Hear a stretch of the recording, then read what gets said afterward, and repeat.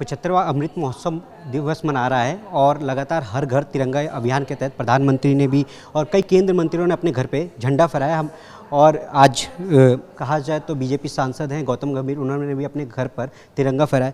Sir, तिरंगे को लेकर राजनीति भी हो रही है और कई केंद्रीय मंत्रियों ने भी अपने घर पे झंडा फहराया और आज अपनी वाइफ के साथ फहराया।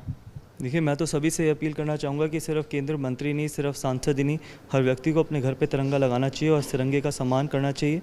क्योंकि तिरंगा, जब आप अपने घर पे तिरंगा लगाते हैं तो जब आप उस तिरंगे को देखते हैं तो पता चलता है कि इस देश को कितनी मुश्किल से आज़ादी मिली है। हज़ारों लाखों युवाओं ने, हज़ारों लाखों लोगों ने अपनी जान कुर्बान की जिससे हम इस महोत्सव को मना सकें। तो कम से कम तिरंगे के ऊपर राजनीति नहीं होनी चाहिए और तिरंगे का सम्मान 15 अगस्त के बाद भी होना चाहिए। आप प्लीज़ उसको रोड पे मत फेंकिए, रोड पे तिरंगा नहीं देखना चाहिए। आप लगाने के बाद अपने घर पे रखिए, उसका सम्मान करिए, क्योंकि तिरंगे की वजह से ही हमें, तिरंगा हमारी पहचान है।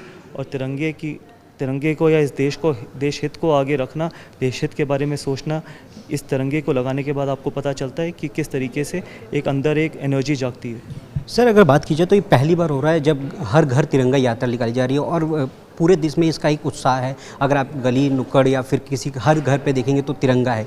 कहीं ना कहीं इस पे राजनीति भी हो रही है, चाहे अखिलेश यादव हो या फिर असदुद्दीन ओवैसी हो। वो कहते हैं कि अगर हम तिरंगा नहीं लगाएंगे तो क्या हम नेशनल नहीं होंगे। उसके बाद अखिलेश यादव का बयान आता है कि बीजेपी तिरंगा यात्रा के तहत दंगा कराना चाहती है।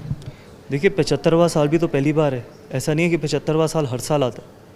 जब आप 75वां साल मनाते हैं आज़ादी का, तो आप यही कोशिश करते हैं कि इसको बहुत बड़े तरीके से बनाएं। और प्रधानमंत्री जी का जो ये इनिशिएटिव है, ये बेहतरीन इनिशिएटिव है और इसके ऊपर राजनीति करना मुझे लगता है कि बहुत छोटी सोच है।